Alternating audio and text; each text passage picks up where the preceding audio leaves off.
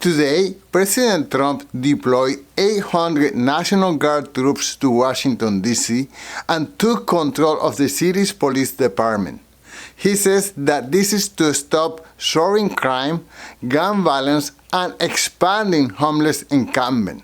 Here's President Trump making the announcement himself. It is Liberation Day in D.C., and we're going to take our capital back. We're taking it back. I'm deploying the National Guard to help reestablish law, order, and public safety in Washington, D.C., and they're going to be allowed to do their job properly. So I'm officially invoking Section 740 of the District of Columbia Home Rule Act. You know what that is? And placing the D.C. Metropolitan Police Department under direct federal control. You're going to have a lot of agents on the street. You're going to have a lot of essentially military, and we will bring in the military if it's needed.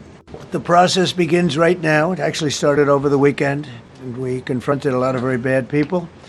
But it's going to be something that will be pretty amazing to you as you watch it. And I think most of you say it's a beautiful thing to do it right. We're going to be removing homeless encampments from all over our parks, our beautiful, beautiful parks, which now a lot of people can't walk on. They're very dirty. We've got a lot of problems. But we've already started that. We're moving the encampments away, trying to take care of people. As you may have expected, Democrats are pushing back. It seems like the only creative things that can come up with is to oppose whatever Donald Trump is proposing. But their soft-on crime policies have protected criminals more than law-abiding citizens for far too long, and people are tired of all these crimes. DC residents have lived alongside growing homeless encampment, open drug markets, and violent street gangs. Businesses are having a hard time surviving. They get looted all the time, and families fear walking at night, and public spaces, they feel unsafe. Yet, city leaders deny there's even a crime problem. Here's DC Mayor Muriel Bowser insisting that there is no spike in crime. I know that we're not experiencing a spike in crime, but a decrease in crime. But it doesn't matter what the Democrat mayor says. People on the ground tell a different story. Here's ABC News anchor Kyla Phillips sharing her own personal experience with crime in D.C. We've been talking so much about the numbers, and yeah, usually that's how you play devil's advocate, is you talk about, oh, well, stats say crime is down. However, I can tell you firsthand here in downtown D.C. where we work, right here around our bureau, just in the past 6 months, there were 2 people shot. 1 person died, literally 2 blocks down here from the bureau.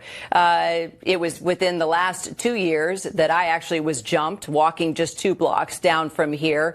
And then just this morning, one of my coworkers said her car was stolen a block away from the bureau. So we can talk about the numbers going down, but crime is happening every single day because we're all experiencing it firsthand while working and living down here. And here is political commentator Scott Jennings explaining why this move is the right move for Washington, D.C. Do you think that is an appropriate use of those federal resources?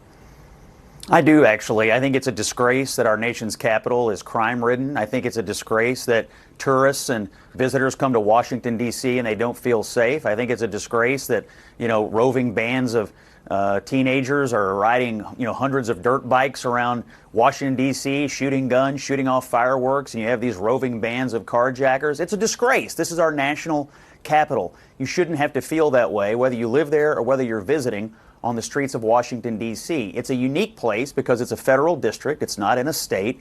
And I think the president, has rightly decided that something has to be done. It has a very high homicide rate when you compare it to other world capitals. And so I'm anxious to see how far he wants to take this. But frankly, I think for the people who live there and the people who visit there, they're going to welcome extra police presence on the street. So what do you think? Is this the right move? Is Trump right to take over DC's police department? Let me know in the comments below. But before you go, don't forget to sign up for our newsletter at alainguillot.com patreon.com/newsletter so that you will never miss an episode. Thank you so much for watching, and until next time, peace.